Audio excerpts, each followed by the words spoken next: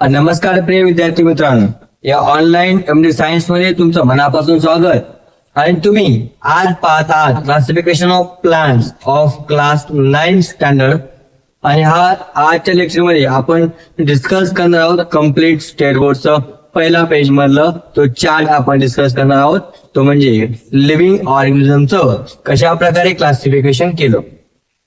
आधीमध्ये आपण शिकलो होतो सगळ्यात सुरुवातीला कार्ल लायनस या शास्त्रज्ञानं लिव्हिंग ऑर्गॅनिझमचे दोन ग्रुप तयार केले होते, तर आपण म्हणतो व्हेजिटेबलिया आणि काय म्हणतो ॲनिमलिया। त्यानंतर आपण पाहिलं होतं की three kingdom classification, four kingdom classification. Three kingdom classification was given by Haeckel आणि four kingdom classification was given by Chatton. आणि in this standard we are going to study from Whittaker classification. त्यामधला पहिला point आपण करणार आहोत तो म्हणजे कोणतं, प्लांटचं क्लासिफिकेशन। आणि ॲनिमल क्लासिफिकेशन आपण 10वी मध्ये स्टडी करतो आणि 11वी मध्ये सगळंच kingdom Monera, Protista, Fungi, Plantae आणि ॲनिमलिया सर्व डिटेल मध्ये आपण पाहतो। यावर्षी आपल्या क्लास 9 साठी काय प्लांटचं क्लासिफिकेशन दिलेलं आहे। त्या सगळ्यात सुरुवातीला जे काही विटेकरनं क्लासिफिकेशनचा चार्ट दिलेला आहे आपल्या पुस्तकामध्ये तो आपण डिस्कस करूया। तर आर.एस. विटेकरनं काय केलं होतं रे विद्यार्थी मित्रांनो, तर पूर्णपणे लिव्हिंग ऑर्गॅनिझमला 5 ग्रुप मध्ये काय केलं होतं, क्लासिफाय केलं होतं, बरोबर। आणि कशाच्या आधारे केलं होतं तर ते पण आपण डिस्कस करूया।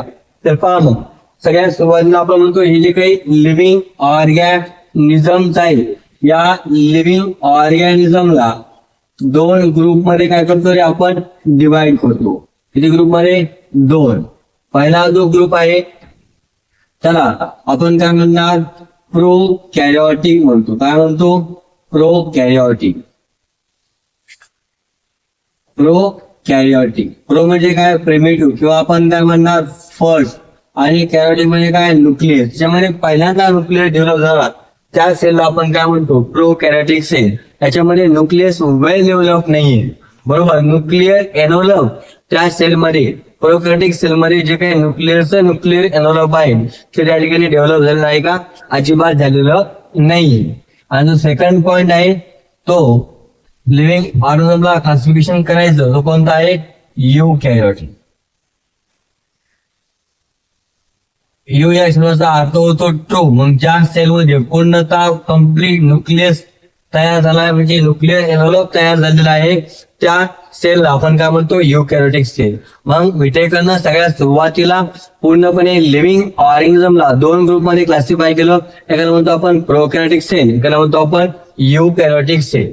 तर प्रोकॅरियोटिक मध्ये बघा त्यानं काय केलं होतं, तर प्रोकॅरियोटिक मध्ये त्यानं पहिल्यांदा ठेवलं होतं युनिसेल्युलर।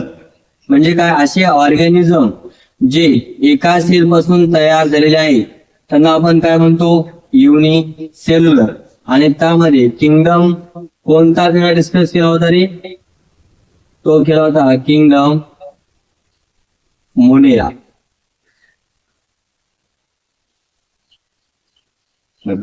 मग प्रोकॅरियोटिक युनिसेल्युलर किंगडम कोणता आहे, मोनेरा आहे। तर आपण म्हणू शकतो की मोनेरामध्ये काय प्रेझेंट असतात, तर बॅक्टेरिया प्रेझेंट असतात। आणि यामध्ये जेवढे काही ऑर्गॅनिझम्स आहेत त्यांची सेल कशी आहे, प्रोकॅरियोटिक सेल आहे। आणि त्याचबरोबर ते सर्व ऑर्गॅनिझम कसे आहेत, युनिसेल्युलर आहे। यूकॅरियोटिक मध्ये बघा, यूकॅरियोटिक मध्ये दोन ग्रुप करण्यात आले होते। एक ज्यांच्यामध्ये सिंगल सेल आहे त्याला आपण म्हणतो युनिसेल्युलर, आणि त्याच्यामध्ये एकापेक्षा जास्त सेल आहे त्याला आपण काय म्हणतो, मल्टी सेल्युलर। तर युनिसेल्युलर मध्ये त्यांना कोणाला ठेवलं होतं रे, तर युनिसेल्युलर मध्ये त्यांनी ठेवलं होतं किंगडम प्रोटिस्टा। युनिसेल्युलर म्हणजे काय, एकाच सेल पासून तयार झालेले ऑर्गॅनिझम। यामध्ये त्यानं कोणता किंगडम ठेवला होता रे, त्या ठिकाणी शॉर्ट मध्ये लिहितो के म्हणजे किंगडम कोणता, प्रोटिस्टा। प्रोटिस्टा, ओके, सर्वांना दिसत आहे का? हा, चला। त्यानंतर यूकॅरियोटिक मध्ये त्यानं दोन टाईपचं क्लासिफिकेशन केलं होतं, एक युनिसेल्युलर आणि दुसऱ्याला आपण काय म्हणतो, मल्टी सेल्युलर। मल्टी सेल्युलर म्हणजे असे ऑर्गॅनिझम त्यांच्यामध्ये एकापेक्षा जास्त सेल आहे त्याला त्यांना युकॅरियोटिक सेलच्या ऑर्गॅनिझमला कशामध्ये ठेवलं होतं मल्टी सेल्युलार. आता मल्टी सेलमध्ये पण त्याला काय केलं ज्यावेळेस त्याला क्लासिफिकेशन करायला गेला त्यावेळेस त्याला समजलं काही मध्ये सेल वॉल आहे आणि काही मध्ये सेल वॉल नाहीये. मग यामध्ये पण याचं फर्दर दोन ग्रुप मध्ये काय होतं रे वर्गीकरण पडतो. तर आपण म्हणतो with cell wall and without cell wall. एक आहे विथ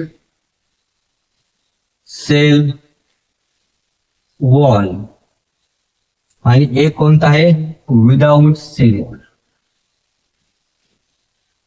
विदाउट सेल वॉल. आता पहा विदाउट सेल वॉल मध्ये त्यानं कोणता किंगडम ठेवला तर त्याने ठेवला किंगडम ॲनिमेलिया. ॲनिमल. आणि on the basis of their nutrition ते ऑटोट्रॉपिक आहेत का हेट्रोट्रॉपिक आहेत त्याच्या बेसनुसार त्यानं या विथ सेल वॉल आपण काय केलं फर्दर दोन ग्रुप मध्ये क्लासिफाय केलं. एकाला म्हणलं प्लांटी आणि एकाला काय म्हणलं रे फंगाय. म्हणजे स्वतःच अन्न स्वतः तयार करतात तर त्याला काय म्हणलं ऑटोट्रॉपिक. आणि जे स्वतःच अन्न स्वतः तयार करत नाही दुसऱ्यावरती अवलंबून असतात त्याला आपण म्हणतो हेटिरोट्रॉपिक. हेटिरोट्रॉपिक. आणि हेटेरोट्रॉपिक कोण आहे या ठिकाणी आपण म्हणू शकतो फंगाय. हे कशा आहे तर किंगडम फंजाय कसं आहे हेटिरोट्रॉपिक आहे. आणि ऑटोट्रॉपिक मध्ये त्यांना कोणा ठेवलं होतं प्लांट. Kingdom Plantae.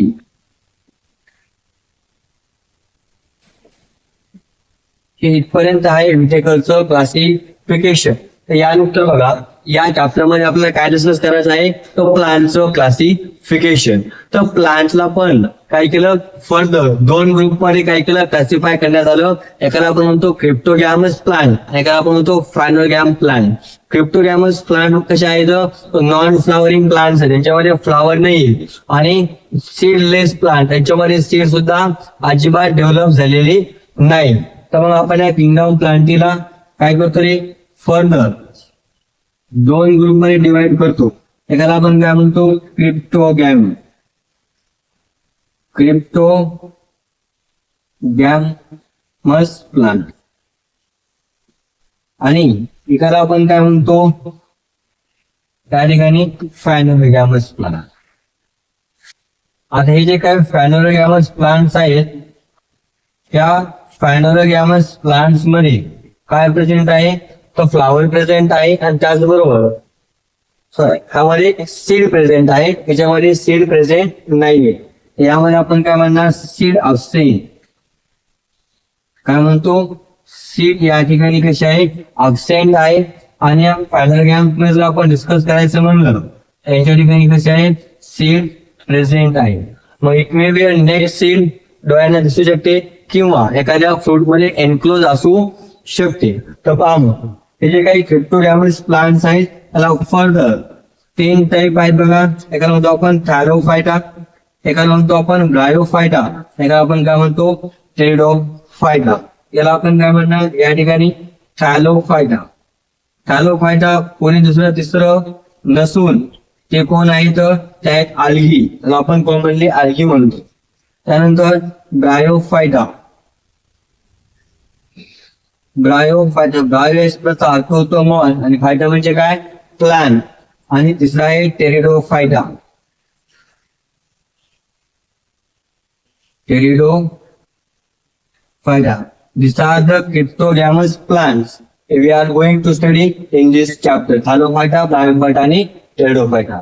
आता जे काय फायनोगॅमस प्लांट्स आहेत ते यांच्यामध्ये एनक्लोज सीड आहे की नाही त्याच्या आधारे त्याला दोन ग्रुप मध्ये काय केलंय क्लासिफाय केलंय. एकाला आपण काय म्हणतो बघा एकाला म्हणतो आपण अँजिओस्पर्म. काय म्हणणार अँजिओस्पर्म. त्यांच्यामध्ये फ्लावरिंग त्यांना आपण फ्लावरिंग प्लांट सुद्धा म्हणतो.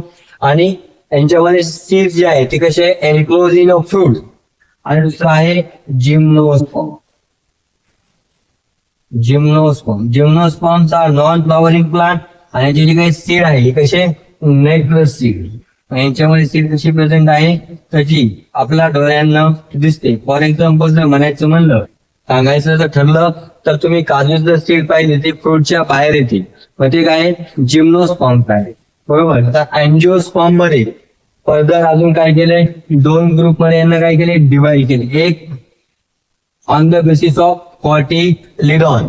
जर सीडचे दोन इक्वल भाग होत असतील तर त्या प्लांटला आपण डायकॉटिलिडॉनस प्लांट म्हणतो. आणि जर सीडचे दोन इक्वल भाग होत नसतील तर आपण काय म्हणतो मोनोकॉटिलिडॉनस प्लांट. याला आपण काय म्हणतात, एक आहे मोनोकॉट आणि एक आहे डायकॉट प्लांट. बरोबर. अशा प्रकारे काय पूर्णपणे क्लासिफिकेशन आहे लिव्हिंग ऑर्गॅनिझमचं. फाईव्ह किंगडम क्लासिफिकेशन विटेकरचं पण यामध्ये आहे आणि त्याचबरोबर प्लांट. बघा परत एकदा सांगतो काय म्हणलं मी. लिव्हिंग ऑर्गॅनिझमला दोन ग्रुपमध्ये डिवाइड केलं. एका म्हणलं प्रोकॅरियोटिक आणि एका म्हणलं युकॅरियोटिक. प्रोकॅरियोटिक मध्ये आपण किंगडम होण्याला ठेवला. युकॅरियोटिकला आपण फर्दर पुन्हा दोन ग्रुपमध्ये डिवाइड केलं, युनिसेल्युलर आणि मल्टीसेल्युलर. युनिसेल्युलर मध्ये आपण किंगडम प्रोटिस्टा ठेवला. मल्टीसेलला फर्दर पुढे दोन ग्रुपमध्ये डिवाइड केलं, विथ सेल वॉल आणि without cell wall. Cell wall असणारे आणि सेल वॉल नसणारे. सेल वॉल असणारे मध्ये दोन टाईप आपण परत पाडले. एक स्वतःच अन्न स्वतः तयार करणारे ऑटोट्रॉपिक म्हणजे किंगडम प्लांटिंग, आणि एक हेटेरोट्रॉपिक जे स्वतःच अन्न स्वतः तयार करत नाही, दुसऱ्यावरती अवलंबून आहे, तर आपण म्हणलं किंगडम फंगाय. आणि ते आर डिकम्पोजर्स. विदाउट सेल मध्ये आपण किंगडम अॅनिमलिया ठेवला. आणि प्लांटचे सुद्धा आपण फर्दर दोन ग्रुप तयार केले. एकाला म्हणतो आपण क्रिप्टोगॅमस प्लांट, एकाला आपण म्हणतो फायनोगॅमस प्लांट. क्रिप्टोगॅमस प्लांट मध्ये सीड अजिबात नसते, फ्लावरही नसतं. फायनोगॅमस प्लांट मध्ये काही प्लांट मध्ये फ्लावर नाहीये, काही मध्ये आहे. फॉर एक्झाम्पल अँजिओस्पर्मला आपण म्हणतो फ्लावरिंग प्लांट आणि जिम्नोस्पर्मला आपण म्हणतो नॉन फ्लावरिंग प्लांट. परंतु याच्यामध्ये सीड प्रेझेंट आहे. जिम्नोस्पर्म मध्ये जे काही सीड आहे ते कसे नेक्लस सीड आहेत आणि अँजिओस्पर्म मध्ये कॉटिलिडॉनच्या आधारे म्हणजे त्या सीडचे दोन इक्वल भाग होतील का नाही याच्या आधारे दोन ग्रुप मध्ये वर्गीकरण करण्यात आलं. एकाला म्हणतो आपण डायकॉट सीड किंवा डायकॉट प्लांट, एकाला आपण म्हणणार मोनोकॉट सीड किंवा मोनोकॉट प्लांट. आणि या ठिकाणी क्रिप्टोगॅमस मध्ये आपण म्हणतो त्याला तीन ग्रुप मध्ये डिवाइड केलेला आहे, थॅलोफायटा, ब्रायोफायटा, टेरोफायटा.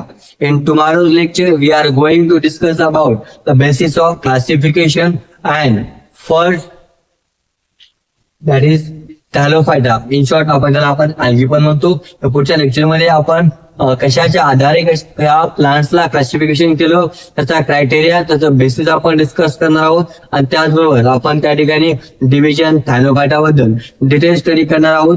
जर तुम्हाला लेक्चर आवडले असेल तर लाईक करायला, सबस्क्राईब करा आणि शेअर करायला विसरू नका. थिंक शेअर बोट थिंक अमृतसर.